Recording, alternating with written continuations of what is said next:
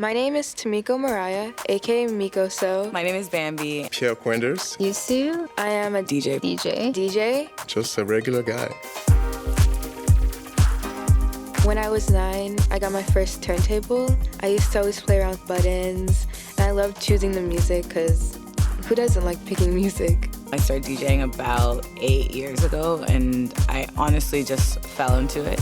I played a friend's bar one night just randomly, and it wasn't technically DJing. I was just actually running tracks off a laptop. But I just remember in that moment feeling like I had liked it. It was when I was introduced to good electronic music, which was very foreign to me, that it opened up an entire new world to me. It just was very inspiring. It's through my collective Moonshine that I started DJing, actually, because I needed to, get that going. It came just like that. I would say that is the thing that we do. That is what all is about, because you are telling stories and you are responsible for leading how people feel. It's all in your hand.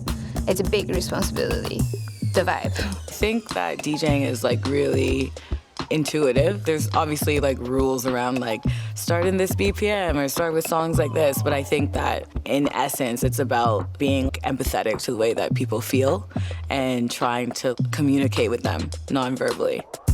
I like to start off with a more hype song to get everyone woo, and then settling down a little bit closer to the middle-ish, but then at the end bringing it more make a good entrance. The most important part is the beginning. I always like to know my audience first, know the kind of audience that I'm going to be playing to, and trying to please them as much as I can. Every night is different, every DJ set is different, and it's something about the energy, you give the energy that you get.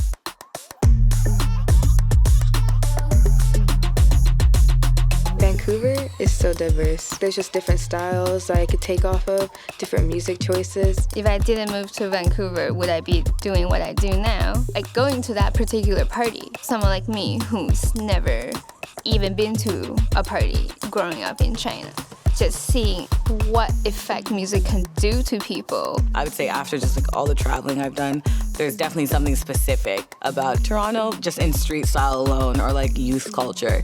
Everyone is sort of contributing inadvertently to how people dress and how the music that we listen to. Montreal will definitely be the city that influences my music the most, because that's where I started everything, singing and DJing and all that. There's a lot of influence from Congo, because obviously I was born in Kinshasa and moved here when I was a teenager.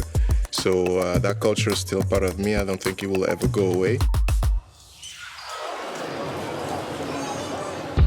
My mom bought me The Love Below by Outkast. The Kanye Graduation album. I love that album. It was Nelly. There was this double album that he put out, was Suit and Sweat. It was such a good album. Since the world had opened up a little bit, I've felt that the energy in everyone has really changed. People have less fear in club space, and I think they're becoming more open-minded. I feel people are much more open and willing. I think things were much more stratified, and coming back into club spaces, people are just so happy to be there. DJs have a bit more creative freedom. I'm hearing things that I wouldn't hear before. Club kids rule the world. That's what I can say.